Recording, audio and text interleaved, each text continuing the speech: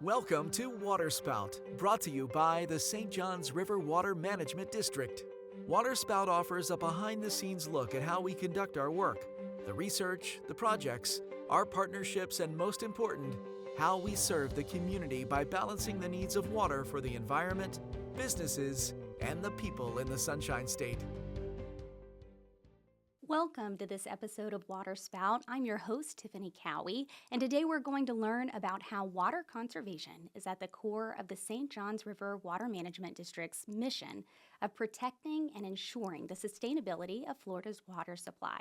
I'm joined by Deirdre Irwin, who spends the majority of her workdays educating homeowners, landscapers, utilities, and local governments about how to reduce water use. Deirdre, thanks so much for taking time to be here today. Thank you for inviting me. Absolutely. So share with us a little bit about your job in general. What do you do at the district?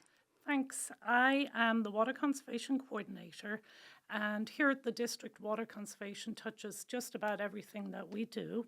So in my role, I provide guidance and assistance to multiple work groups at the district, working with our water supply planners, identifying ways in which we can look at a whole region and how we can best implement water conservation across a whole region so that we can maybe delay the alternative water supplies that are needed.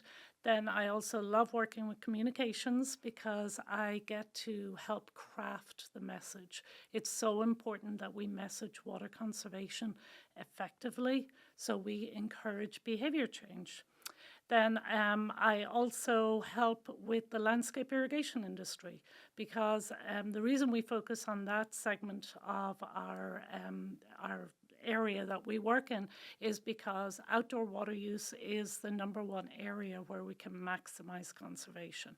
So working with landscape designers, installers, irrigation professionals to figure out ways that a landscape can use less water and making it seamless for the homeowners when they move into those homes.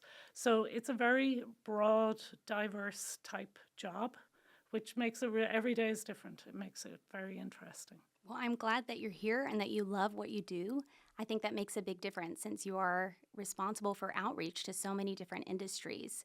You've talked about specific messaging that has to be worked out so that it targets the right industry, homeowners, or businesses. What have you found in your time in this role that makes a message effective for people being able to change behavior?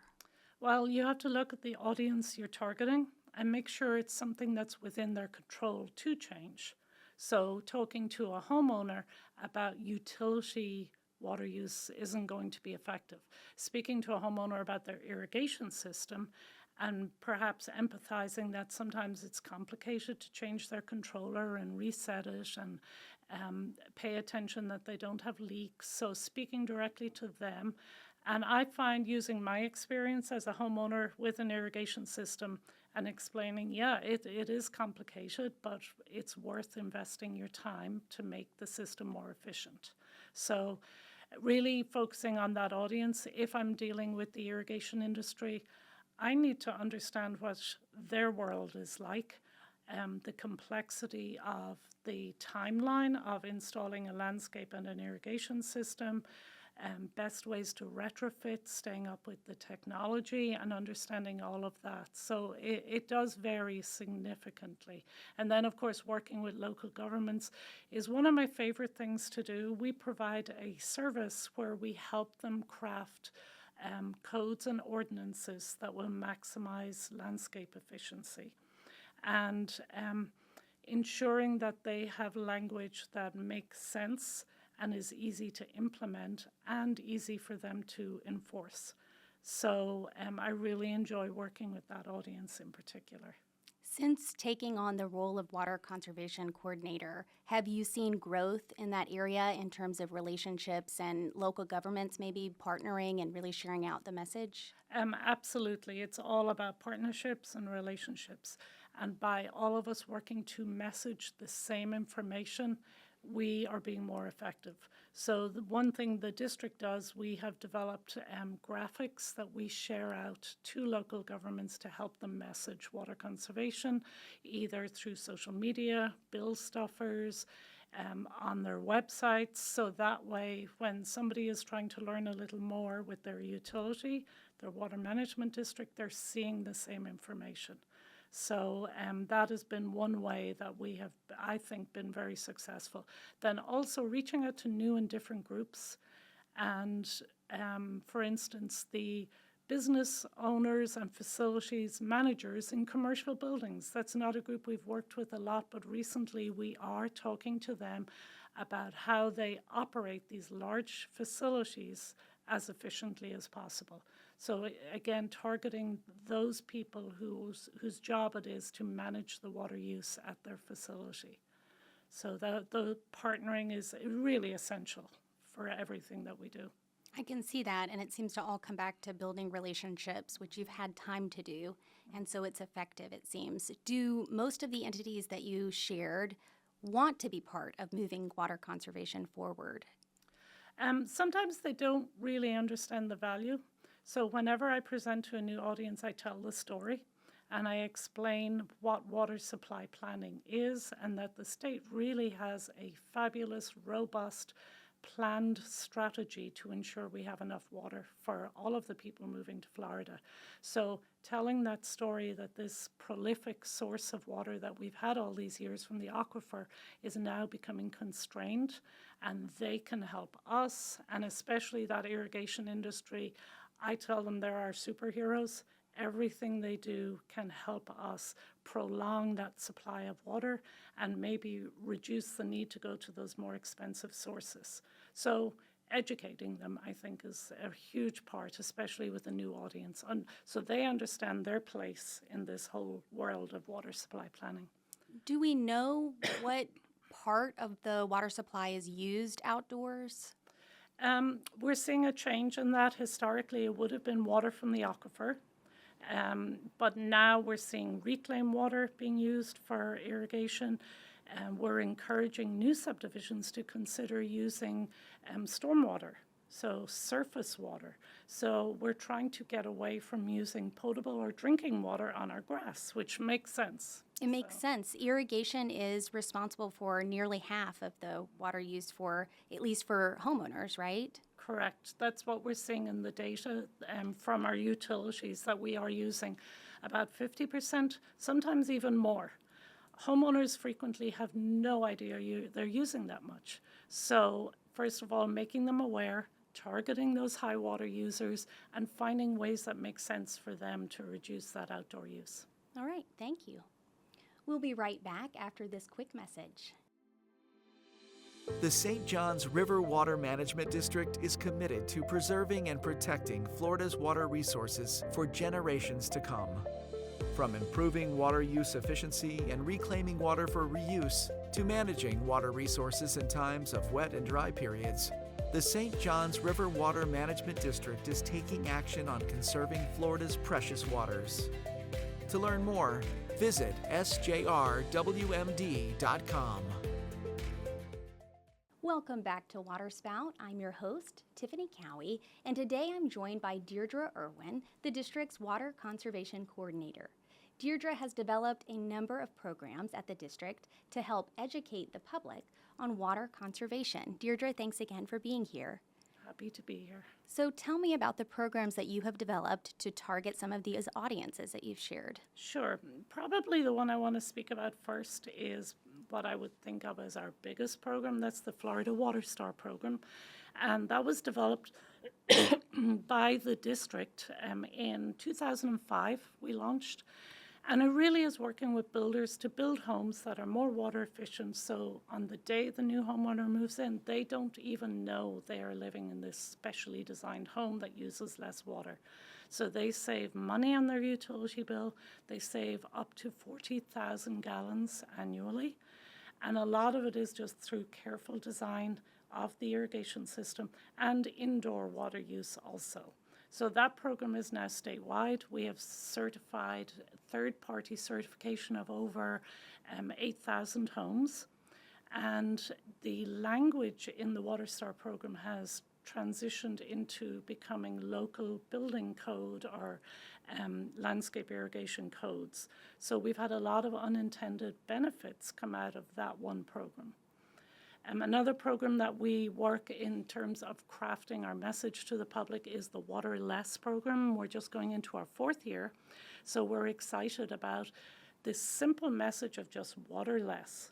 Don't set it and forget it. Watch the weather, wait to water. All of these slogans we've developed to help homeowners understand that they are part of the solution and they can reduce their water use. Something else we've worked on is through all of my relationships, seeing people who stand out in this area of water conservation. We developed a series called Water Less Heroes. So these are folks who've gone above and beyond. Sometimes it's part of their job, sometimes they're homeowners, but they've really contributed greatly to this world of water conservation.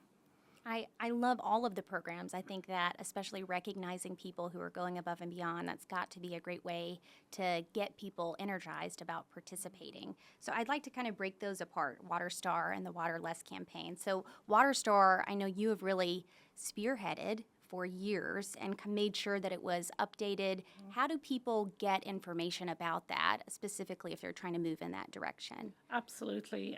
We have a website, just floridawaterstar.com. It could not be easier to find, and all of the information is on that page. It describes what a home needs to do or what it has that makes it Water Star. We work on educating realtors, so a builder who's participating, we can train his realtors to help sell these homes and show people that they're different or special. And then also we've worked hard to make the website very user-friendly for the general public. It's not super technical just for builders or irrigation, so the general public can really embrace the program when they're looking to buy a new home. Great. I can see someone listening in their car as they're driving and thinking, gosh, I think that I really want to be part of this program. How would I get to be part of that program? Well, we have lists of builders who participate. We have direct links on the homepage of our website. I get lots of random calls, both from people looking to buy a home or for builders saying he heard about Water Star. We also have listed all of our homes on a national green building database. So it's a mapping database where you can look up a city, or you can look up a type of certification program, and Florida Water Star is right there, and you can see where all the homes are already built to the program.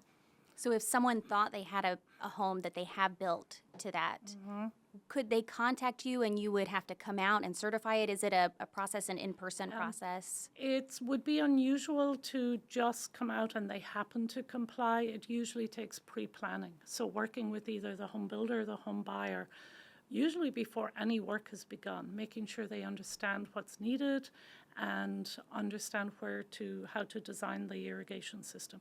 We also train the landscape designers and irrigation designers. So we have a whole separate part of Water Star, which is an accreditation program for these landscape professionals.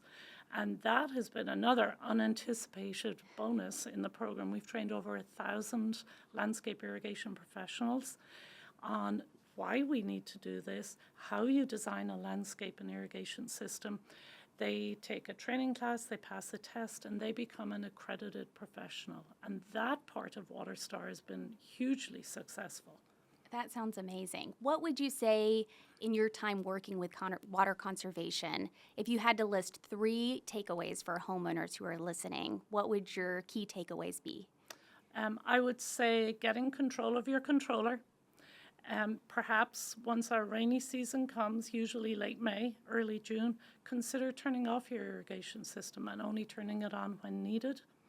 If you are looking to change out some of your indoor fixtures or appliances, always look for the WaterSense label or the Energy Star label. Both of those labeled products save a lot of water. Fantastic. I think those are easy to implement, but would make a big difference. Especially you've shared that irrigation outside is the #1 water use in the district. And so the best way to handle that would be to control your water use outside, right? Correct. So your takeaway from this is that most of it is through irrigation. And so we've got to get control of our irrigation systems. Exactly. I love that you thought of reaching out to homeowners and the irrigation industry to get them on board, and also builders, because it seems my takeaway from what you've shared is that if we start early it's much cheaper to make sure Correct. that we can get on board Yeah. than if we had bought a house and then tried to retrofit it. Absolutely. But you can still change your behavior. So there's a well-designed and installed system, and then there's operation of that system. So even if you didn't buy a WaterStar home, how you choose to operate the system can make all the difference. So again, not overwatering. Because a lot of people water at nighttime, they don't see the system running, and they have no comprehension that the irrigation system can use so much water. One person at the University of Florida calculated one run of the average system is like taking a 13-hour shower. So think about that every time your system runs, a 13-hour shower. That is impactful. You have been so informative today, and I hope that our listeners got a lot out of that. I know that I did. Thank you so much, Deirdre, for being with us. Thank you for including me today. Thanks for taking the time to listen to our conversation today about conserving water in our district. We hope you'll tune in for our next episode of Water Spout. If you enjoyed what you heard, be sure to subscribe so you have firsthand access to future content. Until next time, use your water wisely. Thanks for tuning in to this episode of Water Spout. To hear more episodes, find us on YouTube, Spotify, and Apple Podcasts. Connect with the district on social media or visit SJRWMD.com for more information on today's topic.